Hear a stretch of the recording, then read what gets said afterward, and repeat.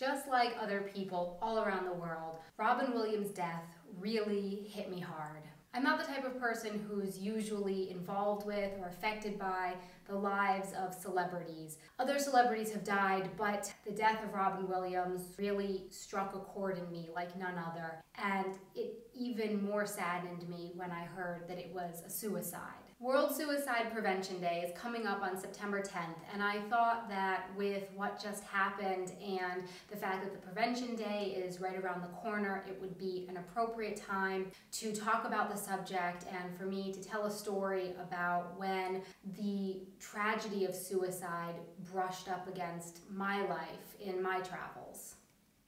Hey everyone, I'm Donna and you're watching Wanted an Adventure Living Abroad. A few years ago, back in June of 2010, when Mr. German Man and I had been dating for a little over a year now, we decided to take a road trip through Italy, and we drove all the way down to the south and then back up, and on the way back we spontaneously decided to stop and see the Leaning Tower of Pisa. Now we weren't in the city to see anything else, so we just parked in the parking lot right next to the tower and walked over. It was one of those hot, humid, pre-summer days where the air just feels really heavy all around you and you feel like you almost have to push it out of your way as you walk. There was a long grassy area, and all along the sides were kiosks and vendors selling food and souvenirs, and then the Leaning Tower of Pisa was all the way at the end.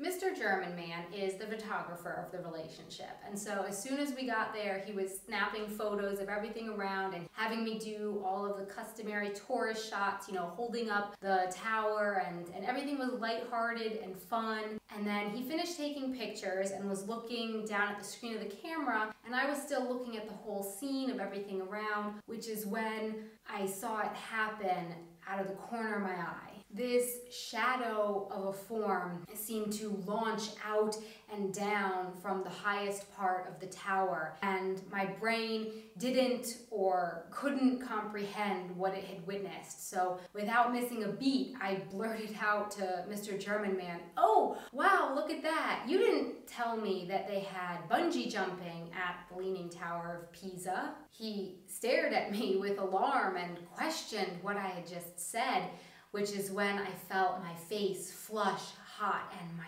heart just pounded in my chest, and I started backpedaling as I realized the implications of what I had just said. I said, well, or maybe it was just a dog. Well, why would it have been a dog? Okay, so not a dog. Maybe it was just a big bird that I saw flying from the tower. Yeah, that's it. It must have been a bird. We glanced around the scene looking for some sort of signs as to whether or not the event that neither of us could bring ourselves out of fear to put into words had happened. And we didn't really see anything out of the ordinary. The vendors were still selling their things on the side. There were no crowds rushing toward or away from the tower, and the tourists were still taking pictures and smiling. So at least for the next few seconds, we were able to cling to that hope that it was just a big bird, and we continued walking up toward the tower. But as we approached, instead of our eyes focusing on the slanty building that we'd come to see, they focused on the form lying down at the base of the building in front of the entrance, which the employees or guards had covered with whatever they got their hands on first, which was the tablecloths from the nearby restaurant.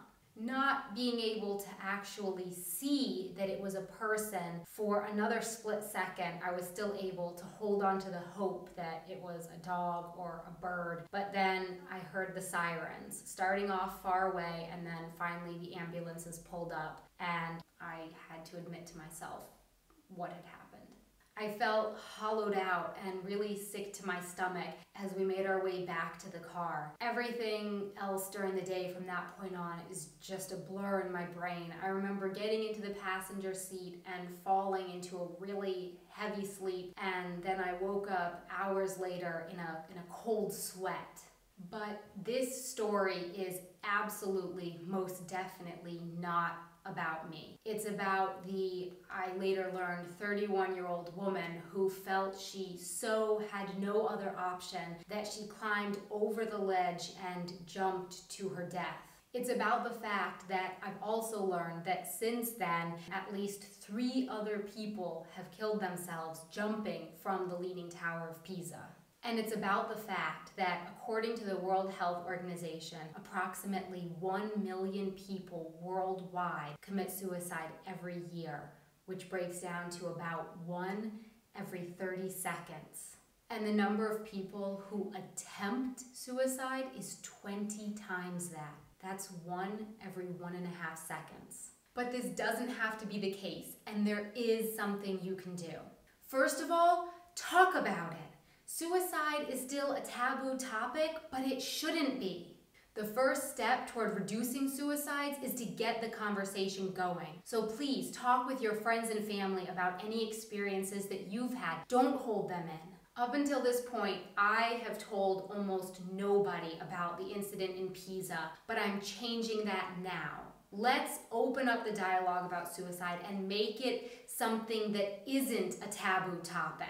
Make your own video or blog post sharing your experience with suicide and get the conversation going with the hashtag #TalkAboutSuicide. Secondly, if you or anyone you know has mentioned thoughts of suicide, get help. Don't wait, don't risk it. There are so many organizations out there ready and qualified to provide help. I've put links to the International Suicide Prevention page and directory down below. There are chat groups as well as phone numbers that you can call. In the US, there's the 1-800-SUICIDE number that you can call if you need help, and there's the Kristen Brooks Hope Center. Links to everything down below. And if you're looking for a way to help, to volunteer, I've put links to Samaritans and Befrienders Worldwide in there as well. Thanks so much for watching. Auf Wiedersehen.